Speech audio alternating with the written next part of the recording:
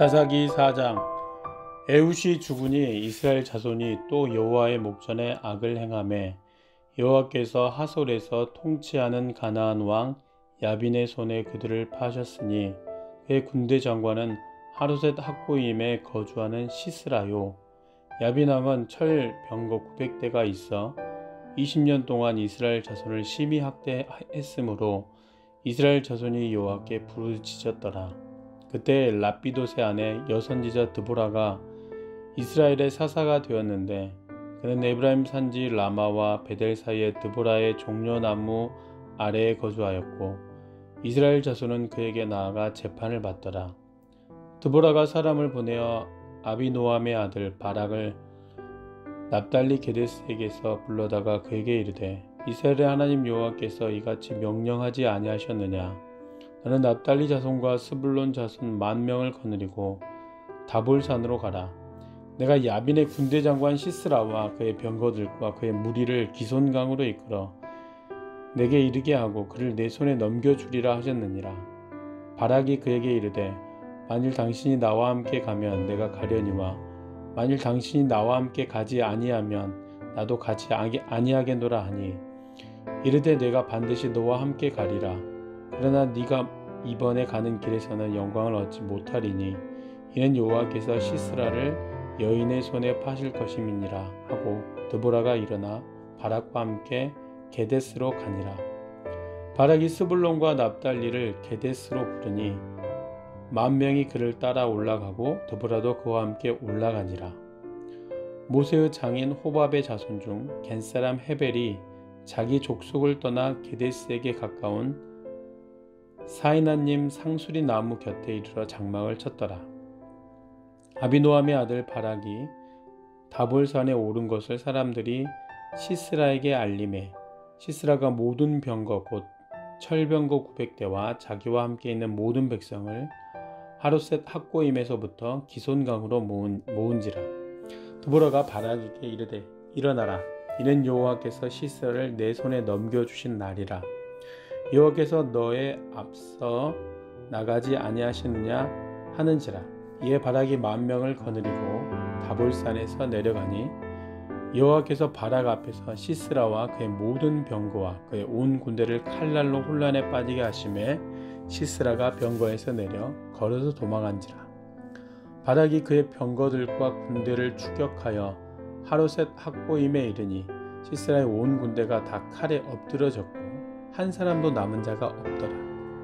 시스라가 걸어서 도망하여 겐사람 헤벨의 아내 야엘의 장막에 이르렀으니 이는 하솔왕 야빈과 겐사람 헤벨의 집 사이에는 화평이 있습니다.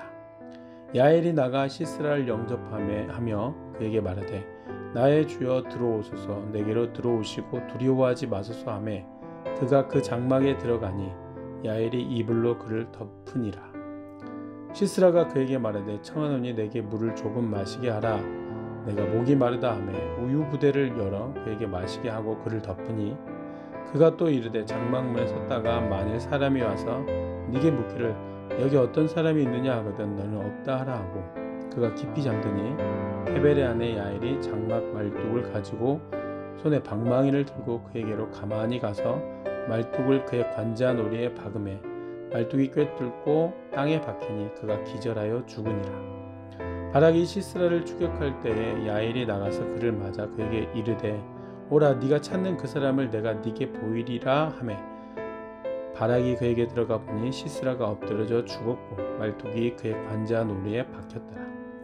이와 같이 이날에 하나님이 가나안 왕 야빈을 이스라엘 자손 앞에 굴복하게 하신지라. 이스라엘 자손의 손이 가나안 왕 야빈을 점점 더 눌러서 마침내 가나안 왕 야빈을 진멸하였더라. 하늘에 계신 우리 아버지여, 이름이 거룩히 여김을 받으시오며 나라가 임하옵시며 뜻이 하늘에서 이룬 것 같이 땅에서도 이루어지이다. 오늘날 우리에게 일용할 양식을 주옵시고 우리가 우리에게 죄 지은 자를 사하여 준 것 같이 우리 죄를 사하여 주옵시고 우리를 시험에 들게 하지 마옵시고 다만 악에서 구하옵소서. 대개 나라와 권세와 영광이 아버지께 영원히 있사옵나이다. 아멘.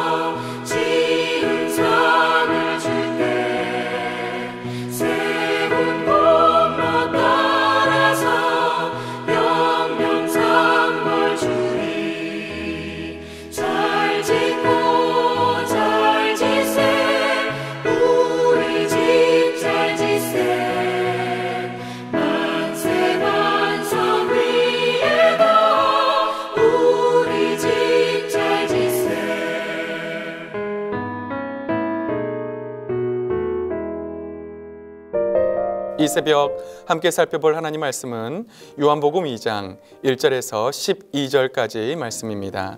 제가 6절에서 11절까지만 봉독해 드리겠습니다. 거기에 유대인의 정결의식을 따라 두세 통 드는 돌 항아리 6이 놓였는지라. 예수께서 그들에게 이르시되 항아리에 물을 채우라 하신즉 아기까지 채우니 이제는 떠서 연회장에게 갖다 주라 하시매 갖다 주었더니 연회장은 물로 된 포도주를 맛보고도 어디서 났는지 알지 못하되 물도 온 하인들은 알더라. 연회장이 신랑을 불러 말하되 사람마다 먼저 좋은 포도주를 내고 취한 후에 낮은 것을 내거늘 그대는 지금까지 좋은 포도주를 두었도다 하니라. 예수께서 이 첫 표적을 갈릴리 가나에서 행하여 그의 영광을 나타내시매 제자들이 그를 믿으니라. 아멘. 이 새벽에도 주님 앞에 나온 사랑하는 성도님들에게 하나님의 크신 사랑과 은혜가 함께 하시기를 주님의 이름으로 축복합니다. 우리는 어제 말씀을 통해서 빌립과 나다나엘을 부르신 예수님을 살펴보았습니다. 예수님은 빌립에게 나를 따르라 말씀하십니다. 빌립은 나다나엘을 찾아서 메시아를 만났다고 합니다. 나다나엘은 메시아를 기다리며 무화과나무 아래에서 말씀을 묵상하고 있었습니다. 이미 나다나엘이 누군지 예수님은 다 알고 계셨습니다. 그리고 나다나엘에게 예수님은 하늘이 열리고 하나님의 사자들이 인자 위에 오르락내리락 하는 것을 보리라 말씀하십니다. 예수님은 우리에게도 나를 따르라 말씀하십니다. 예수님의 부르심 앞에 순종하는 우리들의 삶이 되기를 원합니다. 오늘은 우리에게 너무나도 익숙한 가나의 혼인잔치에 관한 내용입니다. 여러분, 빌립과 나다나엘을 부르시고 예수님은 사흘째 되는 날 갈릴리 가나의 혼인잔치에 청함을 받습니다. 예수님과 마리아 그리고 부름받은 제자들이 함께 초청을 받습니다. 그런데 문제가 생겼습니다. 바로 포도주가 떨어진 것입니다. 여러분 한번 생각해 보십시오. 잔칫날에 포도주가 떨어졌습니다. 그러면 초대받은 사람들에게 너무나도 큰 결례가 됩니다. 이스라엘 혼인잔치에 있어서 포도주는 없어서는 안 될 너무나도 소중한 것이었습니다. 필수품이었습니다. 그런데 바로 이 포도주가 떨어졌습니다. 마리아는 예수님께 말합니다. 저들에게 포도주가 없다. 이 말을 들은 예수님은 이렇게 말씀하십니다. 여자여 나와 무슨 상관이 있나이까? 내 때가 아직 이르지 아니하였나이다.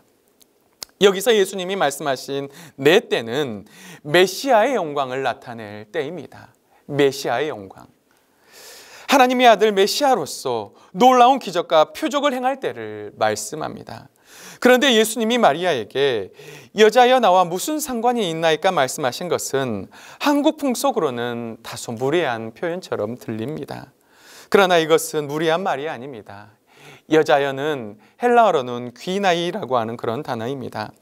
이 말은 당시 여자를 부를 때 사용되던 일상적이고 정중한 표현이었습니다. 그리고 나와 무슨 상관이 있나이까는 예수님의 메시아 사역은 설령 마리아라고 할지라도 마리아라 할지라도 간섭할 수 없다고 하는 것입니다. 그때는 오직 하나님의 전적인 주권 아래 있다는 것입니다. 그래서 예수님은 마리아에게 이렇게 말씀하신 것입니다. 마리아는 하인들에게 이렇게 말합니다. 너희에게 무슨 말씀을 하시든지 그대로 하라. 거기에 유대인의 정결의식을 따라 두세 통 드는 돌 항아리 6이 있었습니다. 여러분, 한 통은 40리터입니다. 그래서 두세 통 드는 돌 항아리에는 바로 80에서 120리터의 물이 들어갈 수가 있었습니다. 전통에 의하면 유대인들은 식사 전후에 이 돌 항아리에 있는 물에 손을 씻었습니다. 바로 이 돌 항아리에 들어있는 물은 바로 그런 용도였습니다. 여러분, 예수님은 하인들에게 이렇게 말합니다. 항아리의 물을 아기까지 채우라. 하인들이 물을 아기까지 채우자 주님은 이제 떠서 연회장에게 갖다 주라고 하십니다. 연회장은 물로 된 포도주를 맛보고 신랑을 불러 이렇게 말합니다. 사람마다 먼저 좋은 포도주를 내고 취한 후에 낮은 것을 내거늘 그대는 지금까지 좋은 포도주를 두었도다. 사랑하는 성도 여러분, 예수님은 하인들에게 돌 항아리에 물을 아기까지 채우라고 하십니다. 하인들은 이해가 되지 않았을 것입니다. 아니, 이것은 손님들이 손발을 씻을 때 쓰는 그런 물인데 여기에 물을 채우라고 하시다니, 그리고 그것을 떠서 연회장에게 갖다 주라고 하시다니, 여러분이 이 상황이라면 어떻게 하시겠습니까? 그러나 하인들은 예수님의 말씀에 순종했습니다. 그때 물이 포도주로 변하는 역사가 일어났습니다. 사랑하는 성도 여러분, 하나님의 기적을 체험하기를 원하십니까? 순종만이 답입니다. 하인들이 예수님의 말씀에 그대로 순종했을 때 물이 포도주로 변하는 놀라운 역사가 일어났습니다. 하나님은 우리에게도 이렇게 말씀하십니다. 순종이 제사보다 낫고 듣는 것이 순양의 기름보다 나으니. 사랑하는 성도 여러분, 하나님은 순종이 제사보다 더 낫다고 말씀하고 있습니다. 그리고 하나님 말씀에 듣는 것이 순양의 기름보다 더 낫다고 말씀하고 있습니다. 하나님은 우리가 순종할 때 기뻐하십니다. 하나님의 말씀에 그대로 순종하고 그분의 말을 따를 때 하나님은 기뻐하십니다. 내 생각으로 이해되지 않을지라도 그 말씀에 순종할 때 하나님은 기뻐하십니다. 사르밧 과부는 기근 때에 엘리야의 이해되지 않는 그런 부탁에도 순종했습니다. 자신과 자신의 아들이 먹을 떡이 부족할 때에 엘리야를 위해 먼저 떡을 만들어 오라고 했습니다. 여러분, 그때 무슨 역사가 일어났습니까? 엘리야를 위해서 먼저 떡을 만들어 왔을 때 바로 이 사르밧 과부가 하나님의 말씀, 그 엘리야를 통한 하나님의 말씀에 순종했을 때 기근이 끝날 때까지 통에 가루가 떨어지지 아니하고 기름이 마르지 아니하는 놀라운 역사가 일어났습니다. 우리가 순종할 때 하나님은 이처럼 놀라운 기적을 일으키십니다. 연회장은 신랑을 불러서 이렇게 말합니다. 지금까지 당신은 좋은 포도주를 두었다고 말합니다. 사랑하는 성도 여러분, 예수님이 만드신 포도주는 극상품 최고급 포도주였습니다. 여러분, 돌항아리 6통이니 약 720터나 되는 엄청난 양의 포도주입니다. 포도주를 리터당 3만 원씩만 잡아도 이것은 2천만 원이 넘는 엄청난 돈입니다. 예수님은 이 기적을 통해서 가나 혼인잔치에 큰 선물을 하신 것입니다. 예수님의 이 놀라운 기적으로 잔치는 어떻게 되었을까요?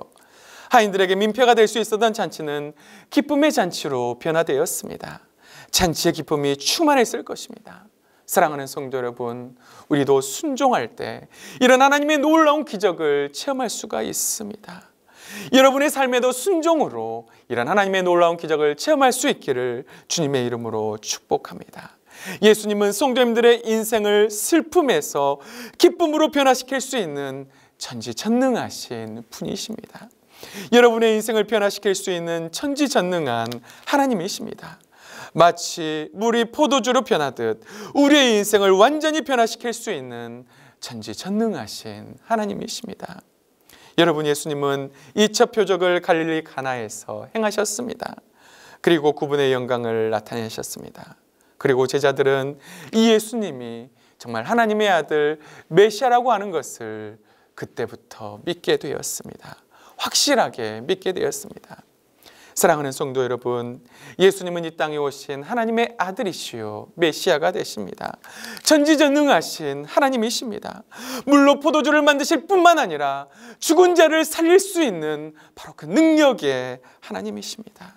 여러분, 이 예수님의 놀라운 기적을 체험하기를 원하십니까? 순종만이 답입니다.